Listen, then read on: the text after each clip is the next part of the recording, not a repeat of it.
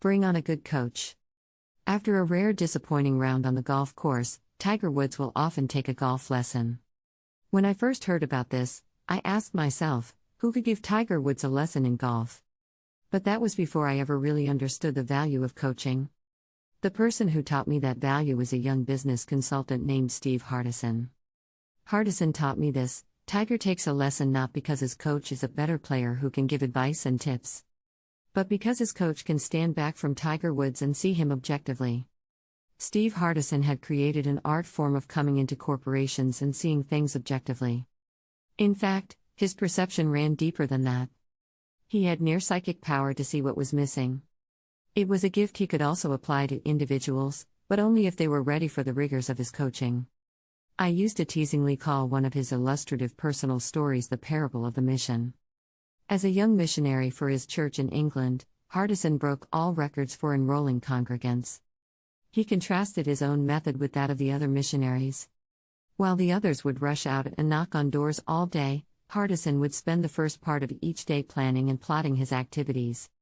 By creating his day before it happened, he was able to combine visits, economize on travel time, and increase the number of enrollment conversations in a given day. He also used his creative planning time to set up intra-neighborhood referrals for himself so that many of his visits came with a reference. The other missionaries were very active, but they were focused on the activity, not the result. They were in the business of knocking on doors and scurrying about. Steve was in the business of enrolling people into the church. The records he set for enrollment were no accident. He planned things that way. Steve helped me understand something that lives inside of all of us, something he called a voice. When you wake up in the morning, the voice is there right away, telling you that you are too tired to get up or too sick to go to work. During a sales meeting, when you are just about to say something bold to a client, the voice might tell you to cool it. Hold back. Be careful. The trick is, said Steve, to not ignore or deny the existence of the voice. Because it's there, in all of us. No one is free of the voice.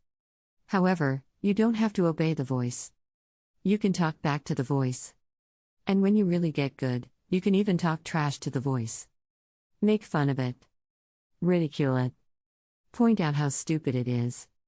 And once you get into that way of debating your own doubts, you start to take back control of your life. Many times I'd be in the middle of a large business project and asked to meet with Steve for an hour. After he listened for a few minutes, he would almost invariably see right away what was missing in my behavior. Like a great golf teacher watching Tiger Woods' backswing, he would say, "Are you willing to accept some coaching on this?" And I would eagerly say yes.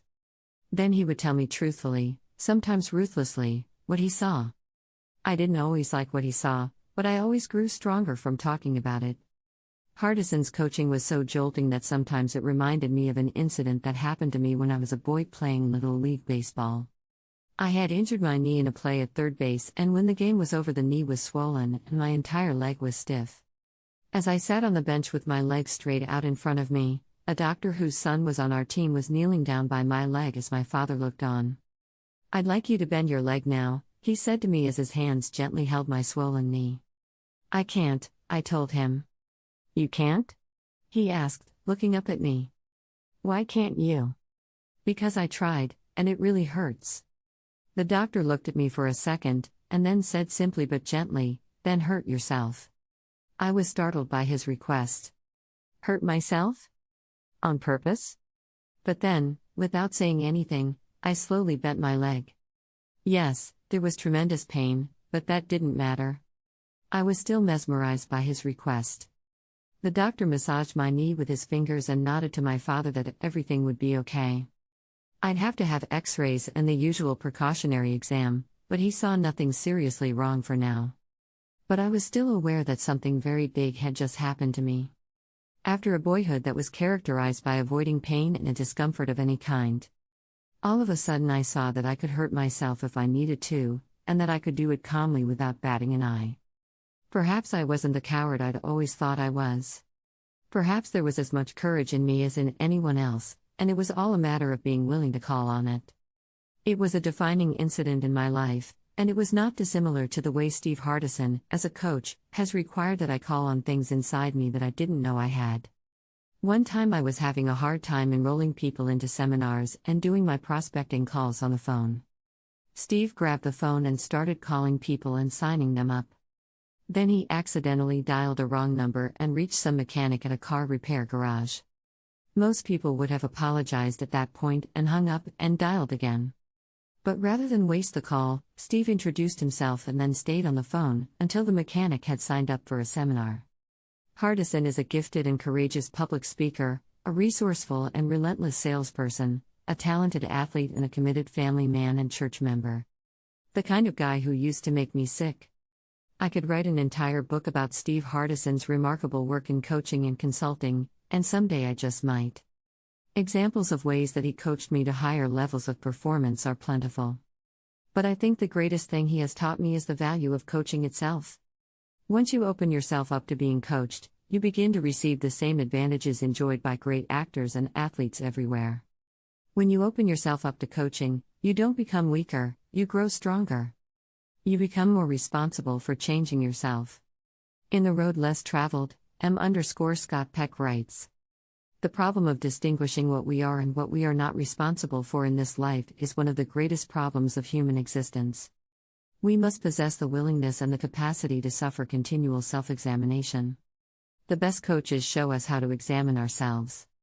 It takes courage to ask for coaching, but the rewards can be great. The best moments come when your coach helps you do something you have previously been afraid to do." When Hardison would recommend that I do something I was afraid to do, I'd say, "I don't know if I could do that." "So don't be you," he would say. "If you can't do that, then be someone else. Be someone who could do it. Be De Niro, be Bruce Lee, be anybody, I don't care, as long as you do it." Coaching's contribution to my life is illustrated in these words by French philosopher Guillaume Apollinaire. "Come to the edge," he said. They said, "We are afraid." "Come to the edge," he said. They came. He pushed them. And they flew. You can get coaching anytime. If coaching is appropriate for your golf or tennis game, it is even more appropriate for the game of life. Ask someone to be honest with you and coach you for a while. Let them check your swing. Let them tell you what they see. It's a courageous thing to do, and it will always lead to more self-motivation and growth. Thanks for watching. Please like, share and subscribe.